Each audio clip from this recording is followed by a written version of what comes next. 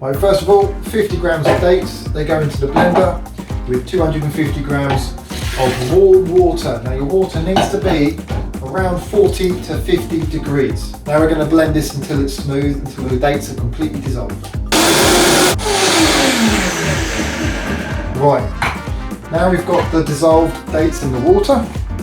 That goes in the first jug again, and we'll simply take the other water, which is 200 grams, chuck it in the blender. You can either give it a slosh round to rinse the blender, or you can pulse your blender to clean it out, and you add that in with the rest of the water. Right, so we've added the yeast to the date mixture. Now it is a little bit foamy already. That's simply how the dates and the water have combined and created a bit of foam. So we mixed them really well together, and then we will set that to one side. Okay, so now you weigh your flour out. I've already done that. So it's about 500 grams. And then we add the salt. So there's 2 teaspoons of salt goes in. So now you stir the salt and the flour together. Make sure they're nice and evenly mixed. Right, now we put a little bit of olive oil into our iron pan. Now if you don't have an iron pan, you can use a stainless steel saucepan with a lid, and you can line it with some baking parchment. That's absolutely fine. The next thing that I'll do is a little bit of brown rice flour into there.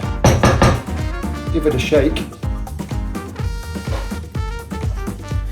And work your way around, creating a lovely non-stick surface for your bread. Right, now by the time you've done your flour and you've seasoned your pan and got everything ready, got your oven turned on, the yeast will be ready, or it should be. So you can see there's a massive head of foam on it now, so it's really active. So now it's ready to mix with the flour, and that goes in there like so. So you can see it's mixing nicely there with the flour. It's a bit like mushy porridge.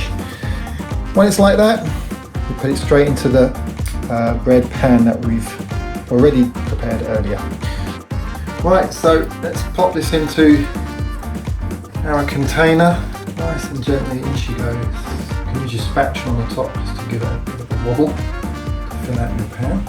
Right, now the dough is in the pan. What we do is we pop the lid on and we leave it in a warm place for 20 to 25 minutes. Right, now after that 25 minutes, it should be pretty much doubled in size, and you can see it's pretty much near the top. We're going to pop it in the oven at 230 degrees with the lid on for 20 minutes. Right, after the 20 minutes is up, take the lid off and leave the bread to bake for a further 10 minutes. Right, okay, so the 10 minutes is up. Pop this out the oven and we turn it over.